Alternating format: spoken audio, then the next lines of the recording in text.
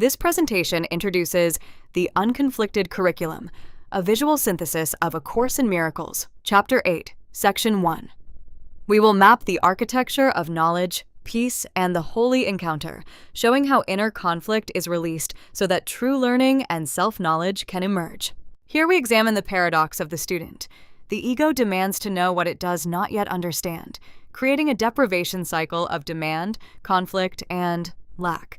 The key lesson is that resisting the course, because we do not already know its content, is itself a strategy for staying deprived.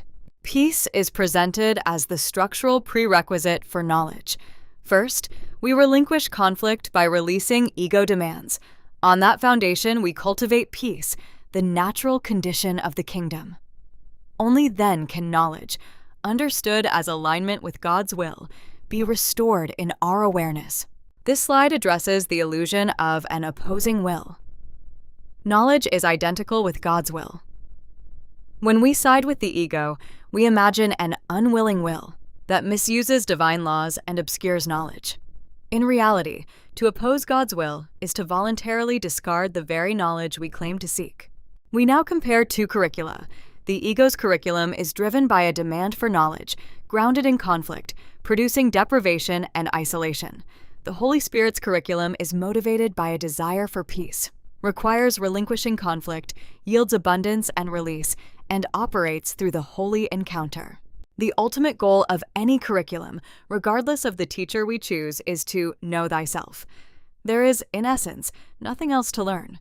Every learner is searching for the self and for the power and glory he believes he has lost.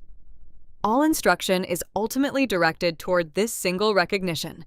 Here we see the ego's dead end.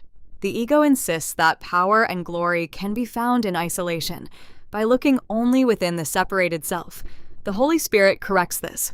If we search only in isolation, we cannot truly find ourselves, because our nature is shared, not solitary. This slide reframes relationship as the true classroom. Every interaction with another person is a renewed opportunity to discover our own identity.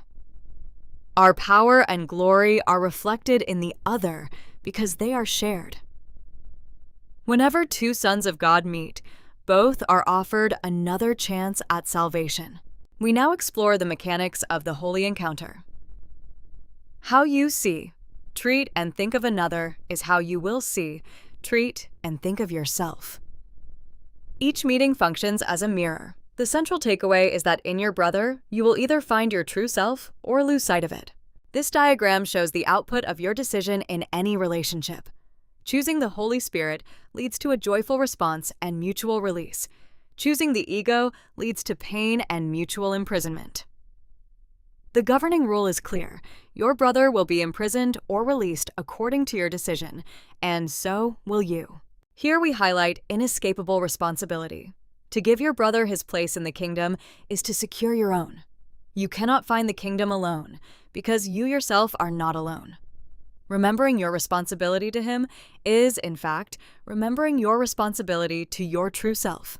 This slide assures us of the guarantee of correction.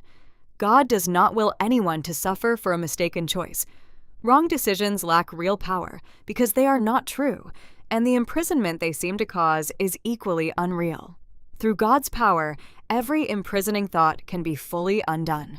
We conclude with a synthesis. Know thyself. The condition is peace, achieved by relinquishing ego conflict. The curriculum is the Holy Spirit's guidance. The classroom is the holy encounter, where we see our innocence in our brother. Together, these serve one purpose: recovering our true identity.